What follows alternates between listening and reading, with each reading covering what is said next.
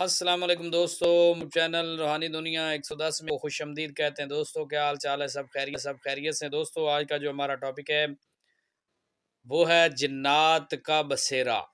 जिन्नात बसेरा कहाँ पे करते हैं और कहाँ रहते हैं? दोस्तों ये जिन्नात जो है ना, ये बहुत ही पावरफुल ताकतवर चीज़ होती है। ये हर जगह पे ही बसेरा कर लेती है और लेकिन मशहूर और मरूफ जो इसके हिसाब किताब है ना, जहाँ पे रहते हैं ये, तो उनका वाक़यात या जो जहाँ पे ये रहते हैं उनका जो आपकी नज़र में हम करना चाहते हैं टॉपिक, वो इंशाअल्लाह ताला आप सुनेंगे, आपको पता चलेगा।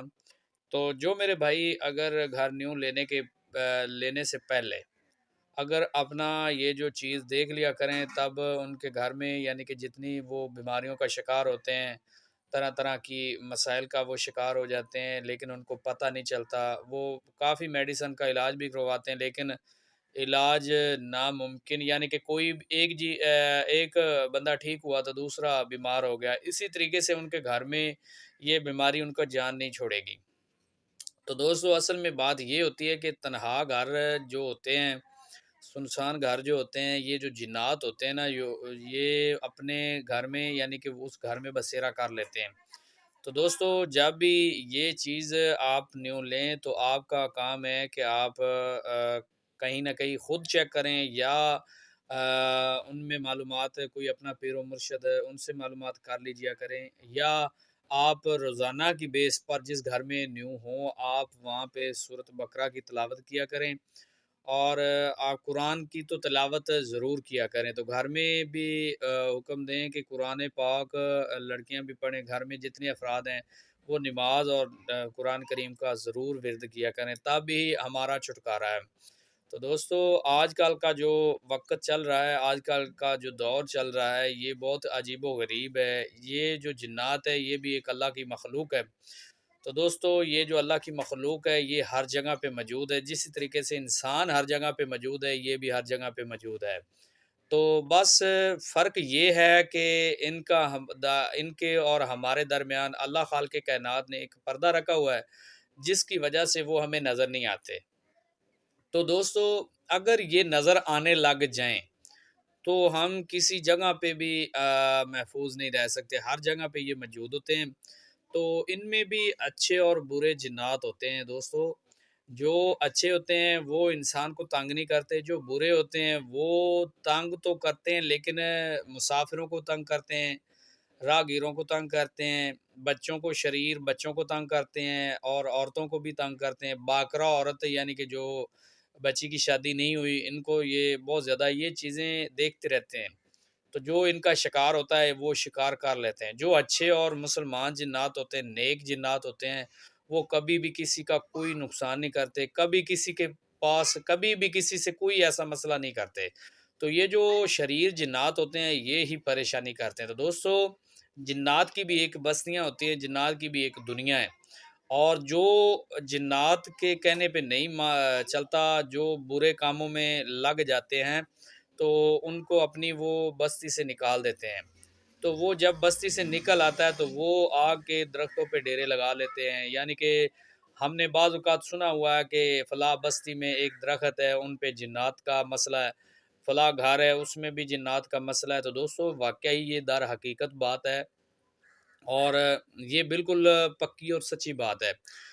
जिन्नात का बसेरा बाज़ औक़ात जो पीपल का दरख़्त होता है, इन पे होता है और बाज़ औक़ात बेरी का दरख़्त हो गया, जिसे सिदरा भी बोला जाता है। ये बेरी का दरख़्त भी दोस्तों ये भी इनके लिए बहुत ही मुफ़ीद है और बहुत ही अच्छा है, यानी कि जिस तरीके हम कह लें कि हमारे लिए महल है, तो इनके लिए ये महल महल साबित होता है। तो जामुन का दरख़्त हो गया, ये भी इनके लिए ऐसा है जिस तरीके से बहुत ही ज़्यादा खुशी का जगह है। ये बेरी और जामुन का दरख़्त जिस तरीके से कोई भी अमरूद हो गया, बेरी का दरख़्त हो गया और जामुन का दरख़्त हो गया, शरी वग़ैरह हो गया, पीपल हो गया, बोर्ड वग़ैरह हो गया, तो ये चीज़ें ये वहाँ पे जाके बसेरा कर लेती हैं। दोस्तों फिर 1 आ गया, 2 आ गए, इसी तरीके से इनकी भी ये बस्ती बन जाती है और यहाँ पे रहना ये पसंद कर लेते हैं।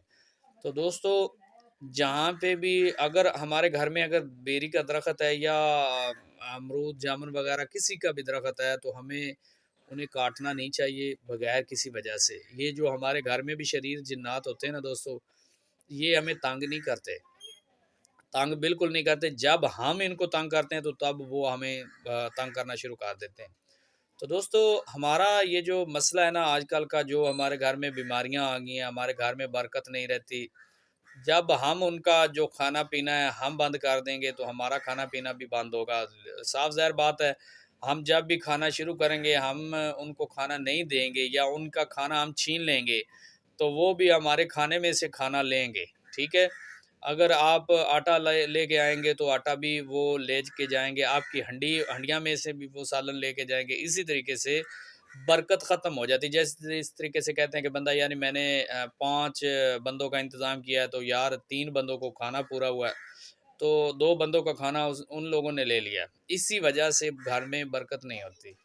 तो लिहाज़ा जिनके घर में ये दरख़्त है उसे काटना नहीं चाहिए, उसका यानी कि जितना भी हो सके प्यार करना चाहिए, क्योंकि हम किसी का घर में घर की हर चीज़ ख़त्म करेंगे तो वो हमारा घर ख़त्म करेंगे, तो इनसे दुश्मनी पड़ जाती है। तो जो अच्छे जिन्नात आपके घर में अगर आ गए तो आपकी ज़िंदगी में 4 चाँद लगा देंगे, आपकी ज़िंदगी बदल के रख देंगे। तो हम इनसे प्यार करना चाहिए हमें, ठीक है? घर में जहाँ पे जिन्नात होते हैं ना दोस्तों, वहाँ पे अगर सही बंदा जाएगा ना, जो बंदा जादू जिन्नात से वो पाक होगा, अगर वो वहाँ पे चला गया या कोई भी बंदा चला जाए, तो वहाँ पे उसका एक बात साफ ज़ाहिर सी है, ये जो उनके कंधे हैं ना, जहाँ पे जिन्नात का मसला होगा, तो कंधे उसके भारी हो जाएँगे। कोई भी बंदा चला जाए, कंधे भारी हो जाएँगे, वज़न सा महसूस होने लग जाएगा। आँखों के जो ये पिपनियाँ, चत्तर हैं, ये भी भारे हो जाएँगे। आप पे ऐसा होगा जिस तरीके से आपका वज़न बहुत ज़्यादा बढ़ रहा है, तो आपकी टाँगों पे भी वज़न होगा, पाँव पे भी वज़न इतना भारी हो जाएगा कि ऐसे कि दर्द होना शुरू हो जाएगी। तो दोस्तों, वहाँ पे आपको पता होना चाहिए कि यहाँ पे जिन्नात हैं। अगर आपके साथ ऐसा हो रहा है तो बिल्कुल आप इससे परहेज़ करें, आप पीछे हट जाएँ, आप आगे ना जाएँ।